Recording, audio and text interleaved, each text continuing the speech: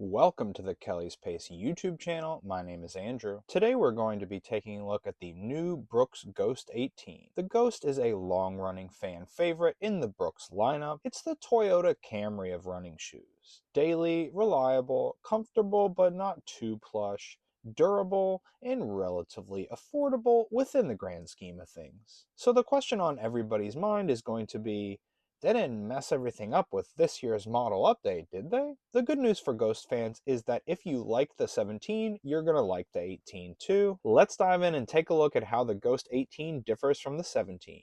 BrooksRunning.com has a helpful explainer called The Evolution of the Brooks Ghost Running Shoe. Let's read from that. Ghost 18 vs. Ghost 17. The Ghost 18 features several refinements compared to the Ghost 17, including a soft and flexible flat knit tongue for added comfort, a supportive engineered air mesh upper, and an Ortholite X60 sock liner for a softer ride. Rather than a full reimagining, the Ghost 18 builds on what runners love about the shoe, maintaining the 10mm midsole drop and ride with a renewed emphasis on a comfortable upper. You can tell that the brand wants to emphasize the fact that version 17 to 18 represents evolution, not revolution. No big claims about a radically redesigned midsole that's 33% softer or anything. Basically just a few minor tweaks surrounding the upper and sock liner. Comparing the specs of these two shoes, we can see that the weight here is almost identical, with the new shoe gaining a gram or two, most likely due to the new upper. The stack height went down a half millimeter, so basically unchanged. I certainly didn't notice the half millimeter difference on foot when I was trying them on.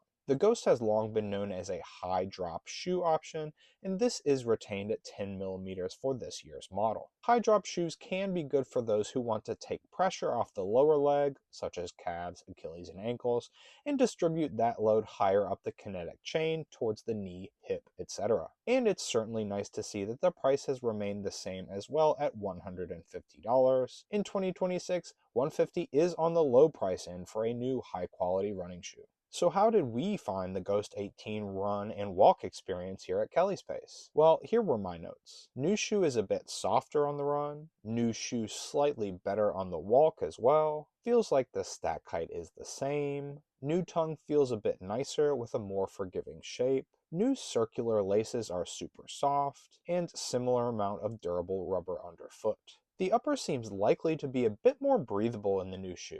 I liked the new laces, they're rounder in shape and they look and feel premium. And the new tongue looks more elegant and stylish while also improving that famous Brooks comfy step-in feel. I did not notice the new Ortholite X60 sock liner while testing it out, but I did notice the slightly softer ride. Since the brand isn't making any claims about it, we can assume that the midsole, consisting of nitrogen-infused DNA Loft V3 foam, is almost exactly the same as last year's model. I'd rate the Ghost 17 at a 7 out of 10 in softness, and the Ghost 18 perhaps a 7.2 out of 10.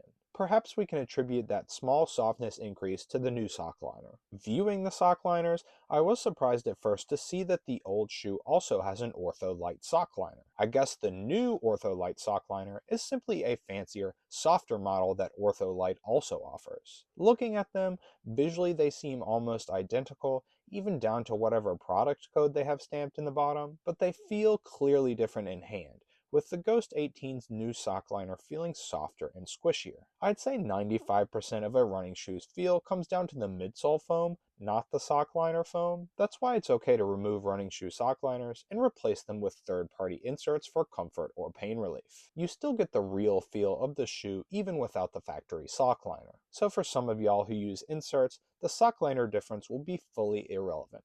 I asked my colleague Kristen here at Kelley's Pace what she thought of the new Ghost versus the old. In contrast to my initial feedback, she said she thought the new Ghost was firmer or less soft than the old. She gave the Ghost 17 a 7 out of 10 in softness, and the new Ghost 18 a 6 out of 10 in softness. This goes to show once again that running or walking shoe sensations are a highly personal business. One runner's slightly softer can be another runner's good deal firmer. Or as Paul Simon put it, one man's ceiling is another man's floor. After listening to Kristen's opinion, I put the shoes back on and attempted to recompare them for softness. This time, with her feedback fresh in mind, my feet were unable to determine which shoes were softer. They didn't feel identical, I was getting different sensations underfoot, but I had become incapable of separating them numerically by softness. I suppose this goes to show that the Brooks Ghost 18 is simply a updated version of the well-loved 17 as opposed to a brand new reinvention. So there you have it, the new Brooks Ghost 18 compared to version 17. Our prediction is that if you like the 17, you'll like the 18 as well. For those of you who have never tried the Ghost, it's like saying you've never ridden in a Toyota Camry or a Honda Accord. You gotta get down to your local shoe shop and try one on, if only to say you've done it once. So come visit us at Kelley's Pace in Mystic, Connecticut, or any other fine running retailer to try on the new Brooks Ghost 18. Happy running!